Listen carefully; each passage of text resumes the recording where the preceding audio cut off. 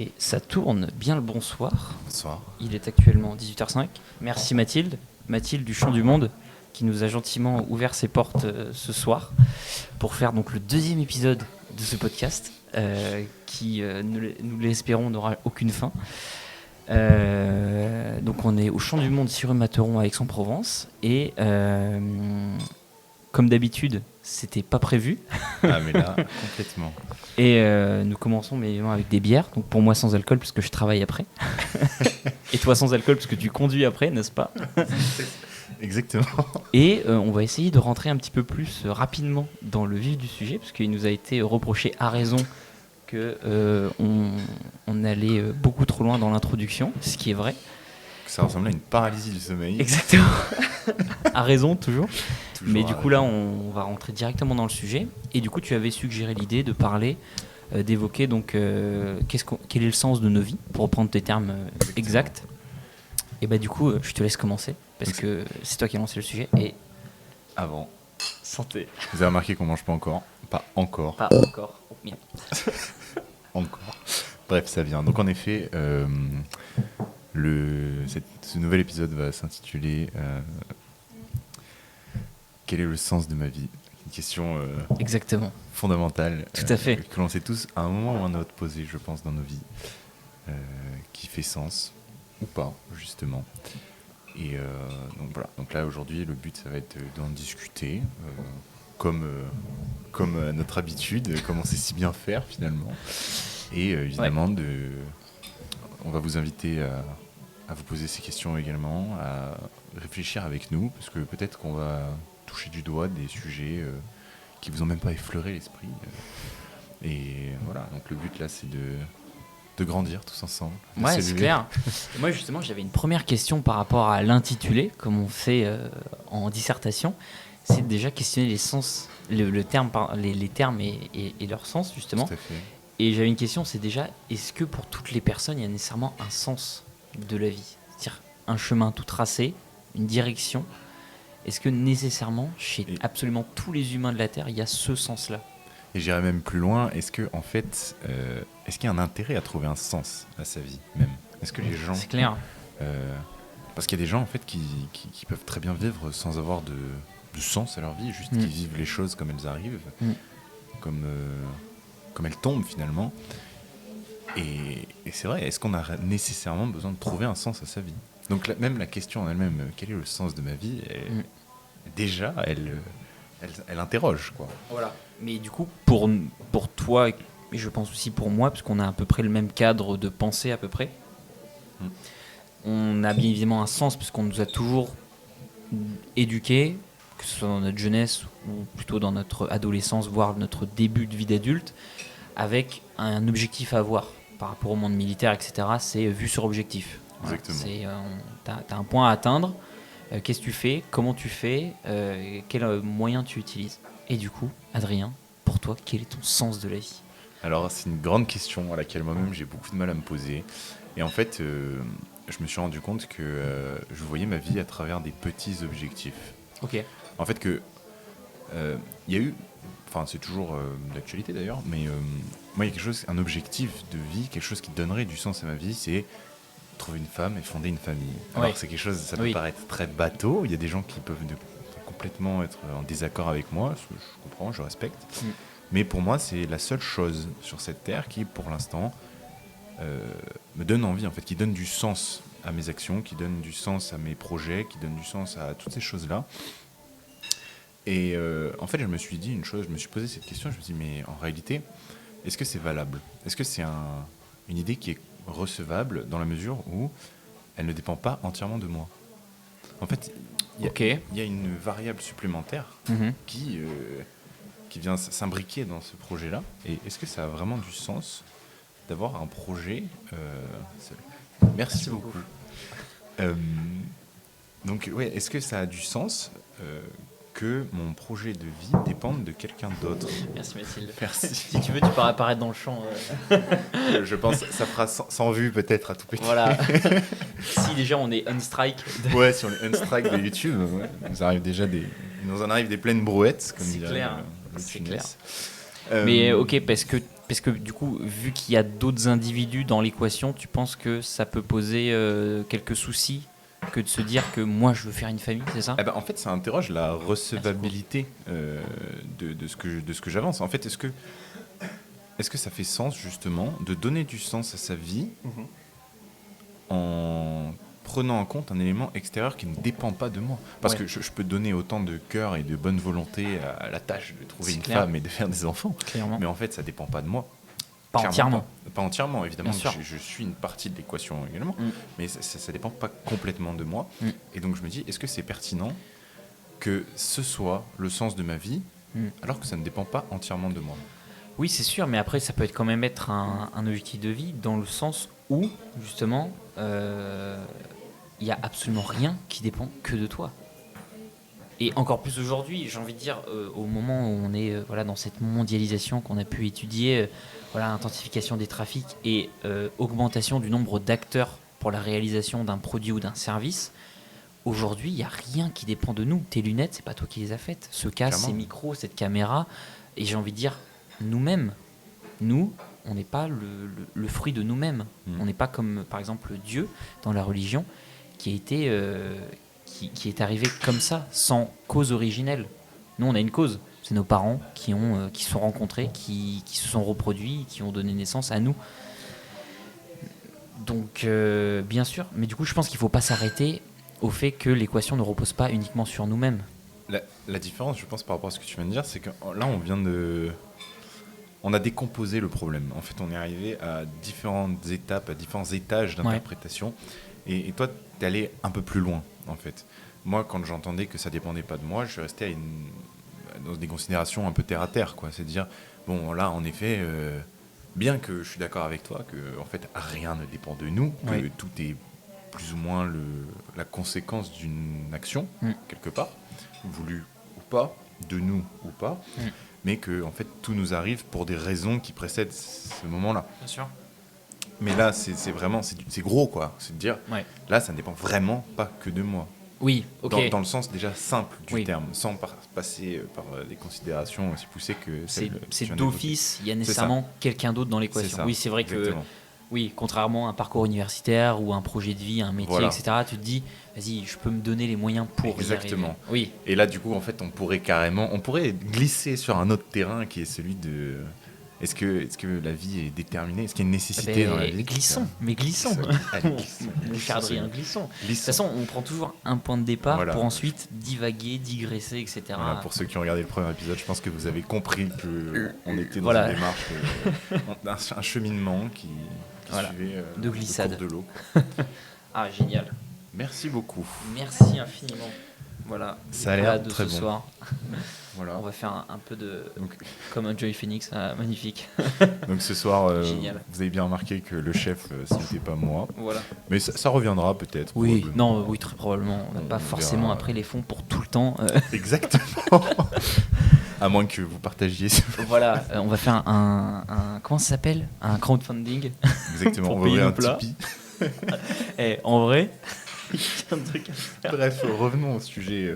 Donc on avait un petit peu glissé et divagué, on était parti sur cette idée Ouais. de finalement, est-ce que la vie est une nécessité? Est-ce que les événements qui nous arrivent sont nécessaires? Alors je vais développer un petit peu pour ceux peut-être d'entre nous qui sont moins à l'aise avec ces concepts qui sont d'abord philosophiques en fait. Tu devrais peut-être baisser un petit peu, remettre comme c'était avant. Tu veux diminuer un peu? Ouais, parce que là, je sais pas si t'as vu, on entend absolument tout. C'est mieux là? C'était mieux comme c'était tout à l'heure en fait. Bah c'était comme ça. Ah bah, c'est très bien. C'était comme ça. Voilà. Donc en fait, l'idée de nécessité, dire que quelque chose est bon appétit, dire que quelque chose est nécessaire, c'est-à-dire que la chose est comme elle est, qu'elle intervient à ce moment-là, et qu'en fait il n'y a aucun autre monde, aucune autre possibilité pour que ça arrive autrement. Bah moi il y a une définition que j'aime beaucoup qui est super simple, c'est ce qui est nécessaire, ce qui ne peut pas ne pas être. Voilà. Exactement. Je connais cette définition aussi. On l'a connue. Mais après je pense que il y a nécessairement une nécessité. C'est-à-dire, je pense que dans le cadre de l'univers, il y a forcément des codes qui sont permanents, qui ne bougent pas, et qui, s'ils n'existent pas, en fait, toi, moi, ce repas, l'entièreté de l'univers ne pourrait pas exister. Mm. Et après, je pense que le jeu, c'est pas nécessairement de se dire ah, c'est dommage, il y a des nécessités, il y a des barrages peut-être qui seront là toute ma vie, etc. Mais c'est de jouer peut-être avec ces nécessités-là. Tu vois. Et de dire que, bah, ok, il y a des limites naturelles. Je pourrais pas courir comme une Usain Bolt, parce que c'est pas possible. Parce que j'ai pas eu le même entraînement, j'ai pas les mêmes muscles, j'ai pas la même morphologie, etc. Mais je peux me dire, bah, je peux quand même tenter d'y tendre. Même si je sais très bien que j'y arriverai jamais. Mais dans ce cas-là, pareil, en fait, il y a deux dimensions. Il y a une dimension encore plus profonde, la face émergée de l'iceberg tout en bas, qui me dit en fait que même le cheminement que tu vas faire pour arriver à ce stade-là de développement, de performance athlétique, Ouais. est déterminé. Ouais. Et du coup, pour revenir sur d'abord une définition, une idée conceptuelle, c'est en fait, on distingue du coup un monde déterministe qui serait donc déterminé à l'avance, où chacune des choses qui nous arrivent est la conséquence de quelque chose qui est prévisible en fait, et que c'est comme ça et que on peut pas revenir en arrière. Et donc là, ça interroge le libre arbitre, est-ce qu'on est libre de faire est-ce que nos actions avec la vérité la dernière fois. Exactement, c'est ça. On en discutait un petit peu. Bah, je pense que oui, il y a un certain libre arbitre dans le sens où tu restes, d'un point de vue légal, vis-à-vis de la loi, nous sommes responsables de nos actes. La responsabilité, selon moi, implique nécessairement du coup un libre arbitre. C'est-à-dire que si tu fais quelque chose de mal, c'est que tu as choisi de le faire. Si tu fais quelque chose de bien, c'est que tu as aussi choisi de le faire. Mais voilà, il y a un choix. Et puis s'il y a un choix, c'est-à-dire qu'il y a un libre arbitre. Après, je me souviens de la philosophie de Spinoza, qui disait que le choix, selon notre pauvre petit être que nous sommes imparfaits, existe, mais qu'au point de vue de la vérité, ce choix-là, on ne le fait pas vraiment. C'est juste qu'il nous apparaît comme étant un choix. Une illusion. Voilà, c'est une illusion, exactement, c'est le bon terme. Donc après, ça dépend où on se place, entre Spinoza ou vraiment un libre arbitre total. Mais je pense que on peut être libre, en tout cas au niveau des idées. On le voit avec l'actualité brûlante dans ce moment, c'est la politique. On a encore, dans certains pays, pas tous, mais le choix de penser ce qu'on veut, avec bien évidemment des limites, les limites de l'entendable et du politiquement correct. Mais dans cette gamme-là, du coup, tu as le choix, tu es libre. Donc voilà, au niveau purement des idées, on est libre. Après, au niveau de nos capacités, ce qu'on peut faire vraiment dans la réalité, c'est sûr que c'est un petit peu biaisé. Mais je pense que tant que le monde des idées reste plus ou moins libre, je pense qu'on est plutôt tranquille. Je suis d'accord avec toi. Et puis, en fait, je pense que même avoir l'illusion d'avoir le choix, c'est rassurant et ça nous suffit en tant qu'humain. Oui. En fait, penser plus loin, c'est se faire du mal, finalement. Tant qu'on a l'impression d'avoir la main sur nos actions, d'avoir un pouvoir qui est déjà rien que sur nous-mêmes, c'est pas mal, eh ben, ça suffit finalement. On n'a pas besoin de plus. Après, voilà, évidemment, en fait, tout ce qui nous arrive, tous les choix qu'on fait, tout ça est déterminé quand même par des éléments extérieurs qui ne sont pas en notre pouvoir. Mais je voulais rebondir sur un truc que tu disais sur le fait de se faire du mal. Est-ce que tu ne penses pas qu'il y a une nécessité de se faire du mal pour pouvoir avancer ? Alors, qu'est-ce que tu entends par se faire du mal pour avancer ? C'est-à-dire aller contre son confort.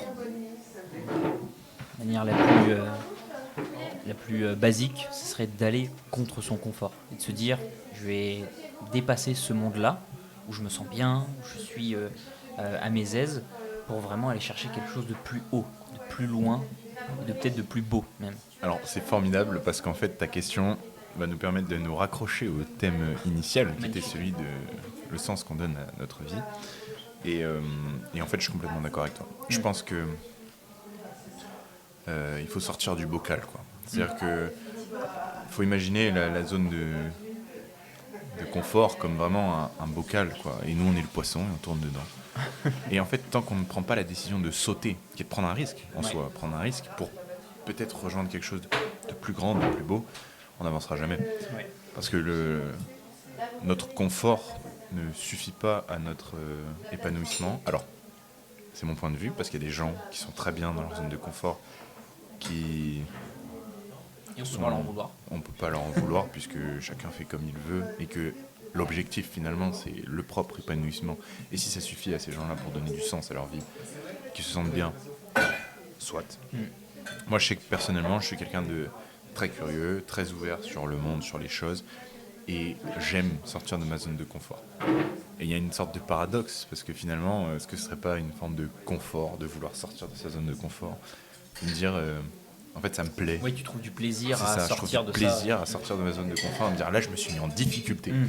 là je suis dans un domaine que je ne maîtrise pas, Ouais. avec des gens que je ne connais pas, dans un environnement inconnu, mais je vais donner du sens à tout ça, et c'est comme ça que j'avance. Parce que en fait, s'il y a bien une chose à laquelle je crois, c'est que peu importe ce qu'on fait, que ce soit un échec, et je mets des guillemets dans le mot échec, que ce soit un échec ou une réussite, on a toujours des leçons à tirer de tout ce qu'on fait.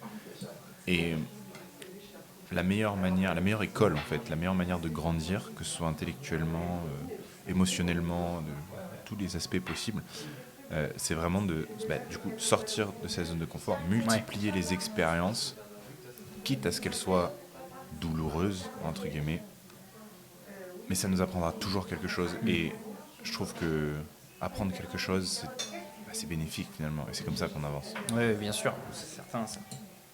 Je suis totalement d'accord avec toi sur le fait que c'est la fameuse maxime, c'est un mal pour un bien, quoi. Exactement. Et voilà, on se dit que sur le moment, c'est pas bon, ça nous fait du mal, on dort mal, on s'est blessé, physiquement ou mentalement, psychiquement, mais spirituellement, mais finalement, c'est pour j'ai envie de dire un bien supérieur en fait, qui est plus tard, qui arrivera plus tard, qui est plus loin, dont on ne connaît pas nécessairement la portée ou ce qui va nous arriver et ce qui va nous apporter, mais ça va nécessairement, toujours, nous apporter quelque chose. Complètement. Et puis finalement, est-ce que ce serait pas ça un sens qu'on pourrait donner à sa vie?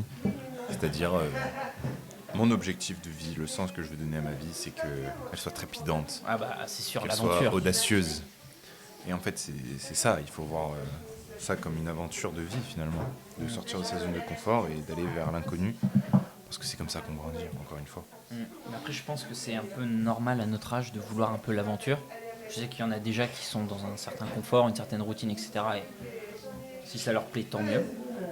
Mais toi comme moi, on est tous les deux d'un caractère où on veut faire 1 milliard de choses de nos vies, La preuve. par exemple. Mais c'est toujours un peu le caractère surprenant de la chose. C'est-à-dire que moi, il y a 3 semaines, même pas 3 semaines, c'était un projet. C'était un projet de faire des podcasts un peu comme ça. Mais jamais je me serais dit que ça arriverait si vite, en fait. Donc,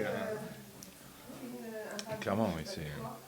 Mais c'est beau finalement, parce que là, en fait, que ce podcast soit un échec ou une réussite, pour l'instant, on n'en sait trop rien. on s'est On fait a strike pas- par YouTube. Donc... On n'a pas assez de recul. Non, mais on n'a pas assez de recul sur la question. Et finalement, ça importe peu, honnêtement. Je mais pense c'est que clair. ni toi ni moi, on le fait pour buzzer, Pas ou du tout. je ne sais pas quoi. C'est vraiment pas le principe, c'est pas le but. Non. Je pense qu'on le fait pour vivre quelque chose, pour vivre une expérience. De dire, je pense que si on n'avait pas eu cette idée et cette démarche de dire, oh ben on va faire un podcast, ben on se serait jamais retrouvé ici en train de manger et faire un podcast. Faut vous imaginer la situation, elle est assez lunaire quand même. On est clair. dans un restaurant et il y a 2 pauvres mecs au fond du restaurant en train de tourner un podcast. On est quand même sur quelque chose d'assez original. Enfin, moi, je l'ai jamais vu personnellement. Non. Mais c'est des choses qu'on n'aurait jamais vécues si on n'avait pas eu comment dire, l'audace, je dirais. Ouais, Même si c'est un mot très fort. Ouais, Et bien peut-être sûr. qu'on ne sera pas obligé de parler d'audace. La pour, connerie, peut-être. voilà. Je pense qu'on n'est pas obligé de parler d'audace pour parler d'un podcast. Mais voilà, dire qu'on a, on a franchi le pas, on a sauté du bocal. Et voilà, ça nous fait vivre des choses qu'on n'aurait jamais vécues sans ça. Sûr. Et puis, Et de toute en façon, fait, il y a c'est pareil plein pour d'attentes. Et voilà. Il ne faut pas avoir d'attente. Et puis il y a une notion qui est, je pense, relativement proche de celle-ci, dont on avait déjà parlé, c'est celle du détachement. Dire, on s'en fout. Si ça fonctionne, on veut dire si ce podcast fonctionne, bah, tant mieux. parfait. Si ça fonctionne pas, tant pis.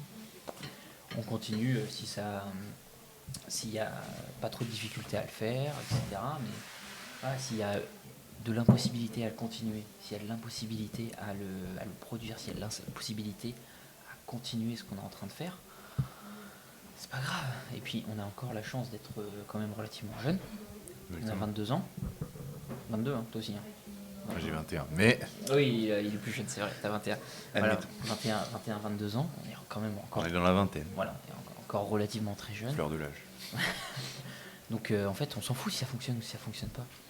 Et puis, je pense que tu vois, par rapport aux études, etc., pour faire un petit parallèle là-dessus, mais même au lycée, tu vois, c'est qu'il y a des jeunes qu'on connaît qui vraiment sont en stress permanent sur les études, etc. Bon, il y en a d'autres qui s'en foutent, hein. Mais il y en a vraiment qui sont vraiment stressés. Et je pense que cette notion de détachement par rapport aux choses qui nous arrivent, elle est essentielle. Exactement. Parce que sinon, on reste emprisonné des choses et on n'est pas maître de celles-ci. Et je pense qu'en devenant maître, en fait, on peut vraiment profiter des choses. Parce qu'on prend un peu de recul, peut-être. Et c'est bien que tu soulignes ce point-là, parce qu'en fait, je pense que c'est la principale raison pour laquelle les gens ne sortent pas de leur zone de confort. En fait, c'est évident, c'est une évidence, c'est presque dans la définition. En fait, pourquoi on ne sort pas de sa zone de confort ? Parce qu'on a peur. On a peur. On a peur de sortir de cette zone qu'on connaît si bien. On a peur d'aller vers l'inconnu, de se tourner vers quelque chose et de se dire, ok, là je suis en train de faire quelque chose, il y a la possibilité que ça échoue. Il y a la possibilité... En fait, on a peur des conséquences que ça peut avoir sur soi, sur nos objectifs, sur tout ça. Et cette idée de détachement, je pense qu'à partir du moment où on arrive à se détacher de cette peur... Alors attention, il ne faut pas éliminer toute peur. Je pense que quelqu'un qui n'a pas peur, c'est un fou. Oui. Concrètement. C'est ça. Mais il ne faut pas que la peur nous ronge. Il ne faut pas être rongé par la peur, par le stress, parce que souvent, de toute façon, c'est la sortie, ça va ensemble. Ayez peur. Il faut avoir peur. Il faut avoir peur. Non, mais il faut avoir peur. C'est normal. Quand on fait des choses qu'on ne connaît pas, c'est normal, c'est complètement humain de ressentir une forme de stress, de ressentir de la peur. Mais il ne faut pas que cette peur... En fait, il faut la maîtriser. Il faut la canaliser. Et il faut se dire que, bon, au pire, qu'est-ce que je risque ? Bon, là, le podcast, en vrai, c'est pas quelque chose d'extraordinaire, dans le sens où, bon, bah, ça marche pas, bah, tant pis, on a passé un bon moment ensemble, on a discuté, on a bien mangé. Voilà, il n'y a pas tellement de conséquences, même si c'est un échec. Donc, au pire, qu'est-ce qu'on perd ? Pas grand-chose. Et qu'est-ce qu'on peut peut-être gagner ? Beaucoup de choses. Et en fait, c'est comme ça qu'il faut voir. Il y a tellement de situations où on maximise la peur, parce qu'on On maximise la peur de la perte. Exactement, et on se dit, il y a tellement à perdre, alors qu'en fait, pas tant que ça comparé à tout ce qu'on peut gagner à faire des choses. Et c'est pour ça, alors moi personnellement, un conseil de vie que je pourrais donner, du haut de mes 21 ans, c'est quand même assez ridicule comme phrase, mais en fait, pourquoi pas, c'est expérimenter des choses, en faire un maximum de choses. Et saisir les opportunités, parce que souvent on a des opportunités qu'on ne saisit pas par peur, pareil, parce que ça implique des choses. Voilà, je peux donner des exemples concrets de ma vie, ça me fait pas peur, mais dire par exemple, complètement ridicule, hein, mais j'ai commencé des cours de cornemuse. Ah mais je suis inscrit, c'est bon, je suis inscrit aussi. T'es inscrit, ah ben voilà, parfait. J'y vais demain. Ah très bien, ben voilà. Et typiquement, c'est des choses, ben, c'est ridicule. Mais en fait, ça nous coûte rien. Enfin, ça nous coûte quoi ? Allez, 40 € l'année. Ouais. Un peu de notre temps, mais ce temps-là, finalement, il est productif, il a de la valeur. Parce que moi, j'y suis allé lundi, et j'ai commencé les cours et tout. Alors, j'étais tout seul, donc j'ai vraiment eu cours particuliers, donc c'était vraiment génial. Mais c'est trop cool, en fait, c'est trop cool. J'apprends un nouvel instrument de musique qui m'intéresse beaucoup, qui plus est. Je découvre des notions, je parle avec des gens que je ne connais pas, je découvre des passions, Enfin voilà, en fait, ça peut que m'apporter des choses. Et qu'est-ce que j'ai à perdre là-dedans ? 40 balles. Bon.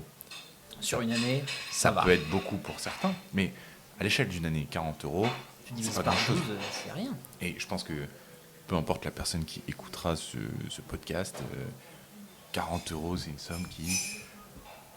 Et puis même, j'ai envie de dire, à relativiser. Vous avez toujours, je pense qu'il y a toujours des moyens de s'en sortir. Par exemple, vous avez vraiment pas les moyens de vous payer ça, mais vous voulez vraiment le faire, demandez à un ami, demandez à un parent, demandez à une connaissance. Il y aura toujours quelqu'un qui pourra vous aider. Et très franchement, moi, il y a un autre domaine qui me passionne et qui est en lien, qui est vraiment parallèle en fait avec la peur, et de l'échec, c'est... Moi, il y a une phrase que j'adore, c'est « j'adore échouer ». j'adore échouer. Parce que t'essaies des trucs, ça marche pas. Mais tant mieux, comme ça au moins tu sais que ça fonctionne pas. Peut-être que dans le futur tu y reviendras. Et peut-être que tu y reviendras jamais, mais au moins tu l'as fait, t'as essayé, et on s'en fout. Tu passes à autre chose. Et un truc aussi que j'adore, c'est une phrase, je sais plus du tout où je l'avais entendu, je crois que c'est dans un petit film, je crois même un Disney, je crois. Vraiment, un film d'animation qui disait en fait, c'est au moment où vous avez peur qu'il faut y aller. Mystique dans l'IPA. Ah, catastrophe. Mais oui, complètement. C'est vraiment au moment où vous dites ah, je doute, est-ce qu'il faut que j'y aille, qu'il faut y aller. Il faut s'accorder de se lâcher et de se dire bah, ok, le truc le plus immédiat que je vais perdre, c'est peut-être du temps. Et que ce soit avec quoi que ce soit, avec une relation, avec un copain, une copine, avec un hobby peut-être, la cornemuse, ou le parachutisme, ou le BTP, j'en sais rien. Une matière peut-être en cours, vous dites putain ça me fait chier, etc. Mais ça va être pour votre bien. Et ça, c'est super dur c'est super facile à dire. C'est super dur. Parce que là, on fait les mecs et tout ça. Mais moi, personnellement, je vais pas parler pour nous deux parce que je sais pas toi, mais moi, tous les jours, il y a des trucs, je me dis, ah, j'ai vraiment pas envie de le faire parce que j'ai pas envie et j'ai peur. Tu peux parler en nos deux noms. Hein. Voilà. C'est tous les jours, si c'est pas tous les jours, tous les 2 jours, mais tous les jours, avec nos différentes vies, on a forcément un truc où on se dit, ah merde, putain, et si ça marche pas, on s'en fout. Moi j'ai fait une story hier pour mon asso où j'ai mis ma tronche. Et j'ai eu peur parce que je me suis dit, comme d'hab, la peur du regard de l'autre, etc. Et souvent le plus gros problème c'est ça. Le plus gros frein c'est ça. Et en fait je me suis dit, je m'en fous en fait. Et là, il y a eu, je me dis ça a plutôt bien fonctionné parce que du coup là il y a quelqu'un d'autre qui va faire une story pour l'association et qui va faire je crois à peu près pareil si j'ai bien compris le message qu'il a envoyé. Je me suis dit bah voilà, au moins tu vois ça a permis peut-être de débloquer quelqu'un qui va très certainement faire un meilleur job que moi parce que le mec il est quand même très chaud, etc. Donc je me dis voilà, ça se trouve qu'il avait peur lui aussi, mais en voyant quelqu'un d'autre faire, il va le faire et si ça se trouve avec très forte probabilité il va faire bien meilleur que moi et ça va faire un truc et puis ça sera nickel quoi, ça sera tip top. Donc non c'est. Et puis trop bien. pour revenir sur un point que tu évoquais tout à l'heure par rapport à l'échec, moi il y a une chose que je garde beaucoup en tête parce que c'est quelque chose qui m'aide beaucoup. Je me dis, faire une erreur une fois, échouer une fois, c'est pas un échec justement. Pas du tout. Parce que ça arrive à tout le monde de faire des erreurs, ça arrive à tout le monde de se tromper, ça arrive à tout. Enfin, franchement, on est humain. On est humain. Voilà, on est les premiers à faire des erreurs. Tout le monde fait des erreurs ici. Je connais personne qui n'a fait aucune erreur. a fait aucune erreur. Certain. Là où ça devient une erreur, un échec, c'est quand on réitère la même erreur. Et alors, attention, Vas-y. j'allais apporter une nuance justement parce que à partir du moment où on a la main sur ce qui arrive, je veux dire, on peut tenter 2 fois un concours et échouer 2 fois. Là, bon, d'accord, pour autant, c'est pas un échec. Mais je veux dire, dans la mesure où on est responsable de ce pour quoi on a échoué, dans ce cas-là, si on réitère une 2e fois, c'est-à-dire qu'on n'a pas retenu nos erreurs, qu'on n'est pas capable de prendre du recul sur les raisons de l'échec la première fois. Et là, c'est un échec. Là, ça devient un échec quand on réitère l'erreur. Voilà. Ouais. Et un 2e point par rapport au stress. Tu disais que c'est très facile à dire et tout, qu'on est les premiers à dire que ça nous fait chier ou qu'on est stressé ou ce genre de choses. Le meilleur remède contre le stress, pour moi, l'antipode du stress, c'est relativiser. Alors c'est pareil, c'est super facile à dire, mais en fait, pourquoi on stresse ? On stresse parce qu'on a peur, parce qu'on connaît pas, parce qu'on hésite. Et si on arrive à relativiser, à se dire, comme on a dit tout à l'heure, qu'est-ce qu'on a à perdre là-dedans ? Voilà, en fait, de mettre tout à plat et de regarder la chose avec un point de vue qui est le plus objectif possible. Et même si c'est compliqué de relativiser, je pense que c'est une bonne solution parce que c'est ça, pour moi, le remède au stress, c'est ça. Moi, quand je stresse, qu'est-ce que je fais ? Je me pose des questions, je me dis, bon, qu'est-ce que je risque ? Qu'est-ce que ça implique ? Qu'est-ce que je peux perdre ? Et souvent, je me rends compte en relativisant, Pas ça vaut le coup. Ça vaut le coup. Et même quand il y a des choses à perdre, souvent, on a plus à gagner qu'à perdre, en fait. Oui, bien sûr. Et puis, je rebondis du coup sur un truc qu'on a dit aussi un petit peu avant. Le fait, notre âge, voilà, 21, 22 ans, on n'a pas encore, enfin, pour la plupart d'entre nous, on n'a pas encore de femmes, on n'a pas encore d'enfants, on n'a pas encore de responsabilités, on n'a pas encore de charges trop importantes, on n'a pas de crédit pour la plupart, on n'a pas de, enfin, je veux dire de crédit immobilier, etc. On a peut-être des crédits étudiants, mais voilà, on n'a pas de crédit immobilier. Et donc en fait, je pense que la vingtaine, c'est le meilleur moment, enfin de 18 à 25, 28 ans, c'est le meilleur moment pour faire un maximum de choses. Parce que qu'est-ce que vous avez à perdre ? Exactement. La plupart du temps, vous n'avez pas vraiment trop de pression, je veux dire, par rapport à votre vie, parce que soit vous êtes en études, soit vous êtes jeune pro, mais bon, voilà, c'est jeune pro, donc ça va encore. Soit voilà, vous venez d'avoir votre bac, et bah, c'est vraiment là le meilleur moment pour, excusez-moi du terme, mais faire de la merde. Non, mais c'est ça. De dire que tout ce qu'on fera n'aura pas un impact à C'est vie clair. en général. Voilà. C'est le moment où il faut chercher à donner du sens à notre vie. Ouais. Parce que je pense que c'est rare, en fait, d'être quelqu'un qui, à notre âge, dans la vingtaine, se dit je sais quel sens a ma vie, je sais quel sens j'ai envie de donner à ma vie. C'est compliqué, de manière honnête. Je veux dire, il y a des gens qui, évidemment, se fixent des objectifs, qui estiment que leur vie a du sens grâce à ça et ça. Et quand on se pose réellement la question, qu'on prend du recul, on se rend souvent compte que ben non, c'est pas vrai. En fait, c'est quelque chose, on se le fait pour se rassurer. Et moi le premier, Ouais, je suis là, pareil. je me réconforte dans des projets professionnels, je me réconforte dans des projets académiques, je me réconforte dans beaucoup de choses, parce que je me dis, si je suis sûr de ça, ben c'est bon. En fait, j'ai une raison de continuer, j'ai une raison d'avancer, j'ai une raison de... C'est une motivation, en fait, d'avoir bien un sûr. sens à sa vie.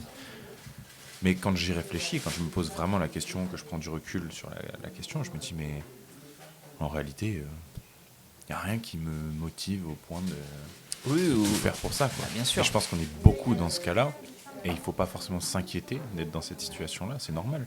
Et c'est justement là notre mission, le sens qu'on doit donner à notre vie, c'est de trouver le sens de sa vie. Ah, bien vu. Enfin, à notre âge. Non, mais à notre, Ouais, bien sûr. je précise, je remets dans le contexte, à notre Ouais, âge, évidemment, certain. c'est à 70 ans. Ah, peut-être, hein, on C'est peut un être petit peu plus aventurier jusqu'à Exactement. 70 piges, Mais hein. je pense qu'à 70 ans, ce qui est beaucoup plus intéressant, c'est de faire un retour sur expérience, en fait, de se replonger dans sa vie, Ouais. de dire, bon, qu'est-ce que j'ai fait qui a eu du sens Ouais. Parce qu'en fait, c'est ça, le tout, pour moi, la clé, finalement, ça rejoint quelque chose, c'est vivre sans regret. Ah, mais Vivre sans regret. moi, je me suis fait une promesse, c'est de vivre sans regret. Ça veut pas dire faire n'importe quoi, attention. Non. Mais ça veut dire être conscient que la majorité des actions qu'on fait n'ont pas des conséquences regrettables. Ouais. Et que vivre avec le regret, en fait, c'est la pire des choses. Ouais, parce que c'est clair. ce qui est passé, Ouais. on n'y peut rien. Alors évidemment, on fait tous des erreurs. Mais on est tous aussi à même de réparer nos Bien erreurs. sûr. La Voilà. résilience. Si tu as fait quelque chose, que tu as fait de la merde, et qu'il y a des erreurs à réparer, eh ben on répare les erreurs. Et si tu peux plus rien faire, eh ben soit c'est comme ça, voilà, je veux dire, à un moment, il Lâche-la faut juste faire. Si accepter tu les comprends choses. que ça sert à rien de réparer, lâche-la faire. C'est ça. Et le regret, en fait, c'est ça, c'est se dire, oh non, j'aurais dû faire autrement, j'aurais dû faire autrement. Oui, mais tu peux pas. Donc, arrête de regretter, ça sert à rien. Ouais, non, mais c'est clair. C'est un truc que je me dis très très souvent aussi, c'est exactement ça. Je te rejoins à 100% là-dessus, c'est vraiment de ne pas avoir de regrets. De se dire que... Enfin, bon, vas-y, je vais pas reprendre les phrases qui sont préfaites, One Life, Carpe Diem, etc. Mais c'est un peu vrai.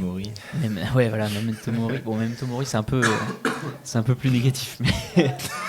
Mais souviens-toi que tu vas crever, mec. Mais la philosophie derrière, c'est la même. C'est souviens-toi que tu vas mourir, donc Ouais, profite c'est de la ta vie. même.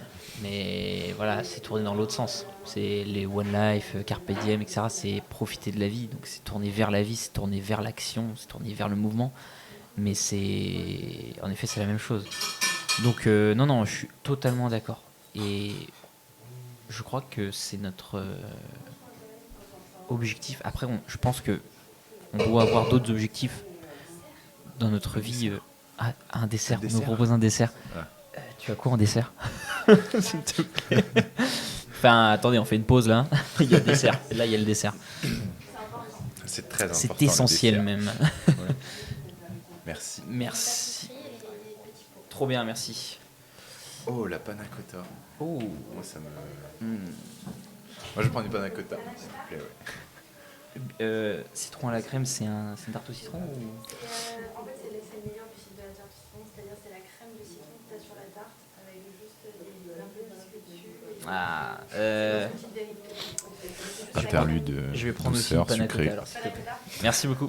Voilà, Voilà. Il se résout au bon choix finalement. Pas de regret, pas de regret. La prochaine fois, Voilà, je prendrai le aucun citron. regret. Mais non, c'est certain. Et moi, ce qui me. Après, voilà, je pense qu'il y a aussi d'autres objectifs. L'objectif dont on a parlé, de faire le maximum de choses, de tester des choses, etc. Et on s'en fout si ça fonctionne ou ça fonctionne. Enfin, ça fonctionne, tant mieux. Ça fonctionne pas, tant pis, on passe au prochain truc. Mais je pense que ça, voilà, c'est la première mission de notre vie. Exactement. Voilà. Enfin, c'est la deuxième. Je dirais la première, c'est de se former, avoir un cadre intellectuel, psychique, assez équilibré, relativement équilibré. La deuxième mission, c'est celle-ci, c'est trouver un sens, trouver les objectifs qui vont faire notre vie, qui vont rythmer notre vie. Ça peut être des objectifs à court, moyen et long terme, évidemment. Et ensuite, je pense que le reste de notre vie, donc à partir, on va dire, de nos 25, entre 25 et 30 ans, c'est de démarrer ça. Et puis, tu soulignes un point qui est important et qui fait la principale différence avec la philosophie Carpe Diem, tout ça, c'est que souvent on oublie la première étape, la première priorité. Ça, c'est clair. En fait, il y a beaucoup de gens qui se rassurent dans leur échec scolaire, par exemple, en disant « c'est pas grave, j'ai qu'une vie, voilà, je vais pas regretter, vivons la vie comme elle vient ». Mais je suis pas sûr que je suis pas convaincu que ce soit la meilleure idée. En fait, oui, c'est important de se bâtir un cadre parce qu'il faut garder en tête que cette phase de je cherche le sens de ma vie, elle n'est pas censée durer toute sa vie, bien qu'on dise souvent que en fait on trouve jamais vraiment le sens de sa vie. Il y a toujours une quête derrière la quête, il y a toujours Exactement, un truc, il y a toujours quelque chose. C'est un chemin qui Sans s'arrêtera sur notre lit de mort et encore. Voilà, c'est sûr. Et donc, oui, c'est important de garder à l'esprit qu'il faut rester terre à terre, il faut se former, c'est important d'aller à l'école, c'est important d'avoir des diplômes. Non pas qu'on soit complètement d'accord avec ce système, mais juste dire qu'on vit dans une société et on va pas faire les anarchistes, on va pas faire les loups blancs ou je sais pas quoi. Voilà, il faut quand même s'intégrer dans notre société, il faut quand même avoir des diplômes parce que malheureusement aujourd'hui c'est quand même la clé pour des emplois valorisants et valorisés. Voilà, donc il ne faut pas perdre à l'esprit cette idée-là qui est quand même primaire, primordiale et qui précède à toute tentative de carpe diem. Et puis même le fait de se former, je pense que ça permet de bien cadrer ce qu'on pourrait vouloir faire ensuite. Parce que, alors, l'école est imparfaite, elle a 1 milliard de défauts, mais elle peut, je dis pas elle permet, mais je pense qu'elle peut nous permettre de trouver ce qui pourrait nous plaire en rencontrant des personnes, en faisant un gros gloubi-boulga social ou non d'ailleurs, mais au moins d'individus qui ont des perspectives de vie différentes. Ensuite, de aussi rencontrer des matières via des professeurs qui ont une expérience de vie. Voilà, tu parlais de faire un peu un rétex, un retour d'expérience. Eux, ils peuvent déjà t'en faire un. Aussi à travers les matières qu'on enseigne à l'école, l'histoire, la littérature, les mathématiques, etc. Parce que c'est les cadres généraux, en fait. Un peu l'économie, la SVT, la physique, etc. C'est les cadres généraux qui, en fait, vont nous ouvrir, je pense, les premières portes qui vont pouvoir nous ouvrir les portes d'après, sur les prochains niveaux. Mais voilà. Après, moi, j'avoue, je suis pas trop d'accord sur le fait d'avoir des diplômes. parce que voilà, je sais que moi, ma situation personnelle, c'est que je suis sorti de ça et j'ai pas validé de licence. Je validerai certainement pas de master, etc. Mais voilà, je sais que quand même j'ai un certain bagage culturel, etc. Et que voilà, je suis pas non plus totalement désorienté et sans repère. Mais c'est sûr que si on veut avoir une élévation sociale, on va dire un peu plus rapide, c'est sûr que les diplômes, ça aide. Je suis totalement d'accord. C'est complètement ça. Ce que je veux dire, c'est que moi non plus, en fait, je suis pas d'accord forcément avec ce système de diplôme et que si t'as pas de diplôme, en fait, t'es dans la merde un peu.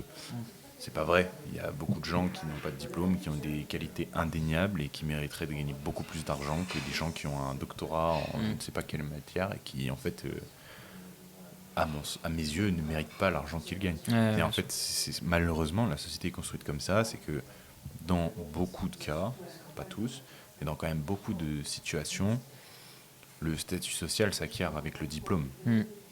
C'est quelque chose de dommage finalement, parce que dans également 90% des cas, ce que tu apprends pendant ta formation qui te permet d'avoir ces diplômes, Bien et tu sûr. as des années-lumière de la vérité, Bien sûr. de ce que tu vas réellement vivre sur le terrain, entre guillemets. Non, c'est sûr. Ah, les desserts sont là. Merci beaucoup. Merci beaucoup Mathilde. Merci. Ouais. Et du coup, est-ce que tu aurais du coup d'autres objectifs de vie? Tu as parlé du coup de fonder une famille, chose sur laquelle en effet il y a des inconnus, mais bon, c'est quand même un désir, une volonté de ta part. Est-ce que du coup il y a d'autres objectifs de vie On en avait déjà un petit peu parlé Mais- sans micro, mais... En fait, c'est ce que je disais, c'est compliqué comme question. Moi, je sais pas, franchement, je sais pas. Oui, il y a ça, mais aujourd'hui, je suis dans une situation où je cherche encore. Et c'est pour ça que je multiplie toutes ces expériences. Ouais. Je suis pas certain de pouvoir dire avec certitude aujourd'hui que eh ben, c'est ça qui donne du sens à ma vie et qui légitime mes actions, qui donne de la saveur à ce que je vis. Alors, je suis capable d'apprécier les moments que je vis, encore heureux, et je pense que on devrait pouvoir être capable de se satisfaire de petits objectifs. Mais c'est d'une certaine manière se mettre des œillères. En fait, c'est dire ouais, moi en tout cas c'est comme ça que je vois les choses, que je les perçois, je sais que je me mets des œillères et je préfère rester dans le déni entre grosses parenthèses et me dire je ne me concentre pas là-dessus, je vis mes expériences, j'atteins mes objectifs, mes premiers petits objectifs, et ensuite il y a une forme de... J'essaie de me rassurer en me disant que ça viendra tout seul. Et je me dis que tant que je continue à multiplier mes expériences et à vivre des choses, il y a bien un moment où ça viendra. Ah oui, très certainement. Je sais pas ce que t'en penses, toi. Quel est ton objectif de vie alors Bah, on en avait déjà parlé avec Benjamin quand on buvait le café. Mais moi, c'est de faire le maximum de choses. C'est d'avoir le maximum de vie, on va dire, dans une seule et même vie. De faire un milliard de choses. Voilà, c'est vraiment l'objectif. Mais après, moi, ça serait vraiment, comme je te l'avais dit, du coup, à toi et à Benjamin, ce serait vraiment, en définitive, de servir les gens, d'aider les gens. Ça serait vraiment l'objectif. Merci. Ce serait vraiment l'objectif final, on va dire, de ma vie, c'est dire voilà, à la fin, sur mon lit de mort, j'aimerais me dire, j'ai aucun regret, déjà, de ma vie. Et ensuite de me dire, voilà, j'ai pu aider comme j'ai pu. Voilà. J'ai pu le faire à ma manière, à mon échelle, qu'elle soit grande ou petite, on s'en fout. J'ai pu aider d'une certaine manière. Et bon, bien évidemment, bon, ça c'est un peu plus égoïste, mais je pense que tout humain aspire à ça un petit peu, c'est d'être souvenu. Exactement. Voilà, C'est vrai d'avoir. qu'on en avait parlé de ça. Ouais, d'avoir, enfin, je sais pas si c'est bien formulé d'être souvenu, mais c'est De laisser sa voilà, marque. de laisser sa marque dans une échelle grande ou petite, on s'en fout, mais voilà, de laisser une empreinte. Voilà. Et là, je te rejoins complètement. Moi, c'est vrai que c'est quelque chose. Bon, on avait parlé hors caméra. On s'était dit justement, c'est vrai qu'en fait, moi, je me sentirais pas non plus de quitter cette terre en me disant, j'y ai rien laissé. Et en toi, fait, c'est les enfants. Toi. Et voilà. Et c'est ce que je disais, c'est que ça, c'était un peu la deuxième page de Je veux des enfants. Parce qu'en fait, je sais que si j'ai des enfants, je laisse quelque chose de moi sur cette terre. Alors, ça peut paraître très égoïste, en fait, dit comme ça. Voilà, mais en fait, c'est pas égoïste, c'est juste dire ma présence dans ce monde a eu un impact et c'est la récompense pour tous les efforts que j'ai pu faire. Dire, voilà, je me suis donné pour telle ou telle cause, et ben ça a porté ses fruits. J'ai passé tant de temps à réfléchir sur quelque chose, et ben ça a porté ses fruits et aujourd'hui c'est quelque chose dont les gens se souviennent. Et tu avais donné une citation qui était très intéressante. Oui, tout à fait, dans l'Odyssée d'Homère, qui disait, alors que Ulysse n'était pas encore rentré chez lui, pour retrouver Pénélope, etc. Et alors du coup, je me souviens plus exactement si c'était Homère qui avait dit ça ou Ulysse lui-même, mais il avait dit, un des personnages avait dit, on meurt deux fois. Une première est la mort biologique et la seconde est quand tout le monde a oublié son nom. Enfin, ton nom, en l'occurrence. Et je trouve ça particulièrement vrai, c'est-à-dire que il y a des centaines de millions de personnes dont on se souviendra jamais le nom, jamais.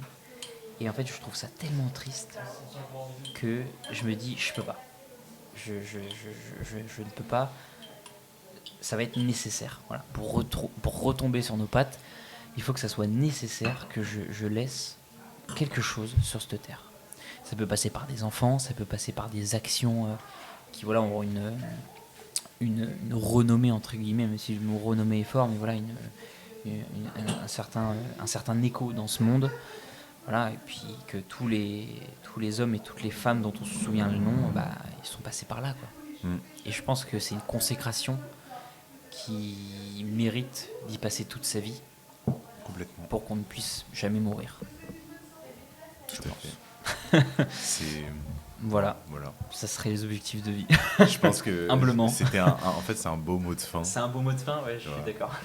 Donc, on espère que ça vous aura plu. Tout à fait. L'épisode est légèrement plus court que la dernière fois, mais on va dire que c'est dû au fait qu'on a considérablement raccourci l'introduction. Tout à fait. Exactement. Donc voilà, comme la dernière fois, n'hésitez pas à interagir avec nous. On a déjà vu des commentaires qui nous ont Tout à beaucoup fait. plu, auxquels on va prendre le temps de répondre quand la chaîne YouTube Voilà. sera Damien, on rétablie. t'oublie pas.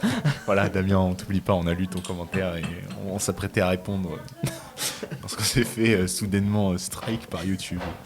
Parce qu'ils pensaient que nous étions des bots. Des bots, Voilà, ouais. nous sommes des robots, ça se voit. Ouais. Voilà. Nous sommes C'est des- l'IA. C'est ça, nous sommes un complot. Bref, Ouais. en tout cas, voilà, donc l'épisode sortira comme d'habitude sur Spotify, Tout à fait. sur YouTube Tout à fait. et peut-être ailleurs, si on arrive enfin à trouver des solutions. Parce que je me suis penché sur la question, le plus galère. simple c'est quand même YouTube et Spotify. Oui, c'est vrai, tu m'avais parlé des Voilà. galères de Deezer, etc. voilà, Deezer podcast, Deezer si vous passez par là. Rendez les choses plus simples s'il vous plaît. Merci. Bref, voilà, donc Ouais, on n'est pas si mal. voilà, rendez-vous la prochaine fois pour un Ouais. nouvel épisode. Tout à fait. Prenez soin de Il vous. s'intitulera j'en ai aucune idée. C'est ça. Ayez Ouais, peur voilà. et n'hésitez pas Voilà. à être fou. Sauter du bocal. Voilà, sortez du bocal. Phrase de fin. Clap. Magnifique. Parfait.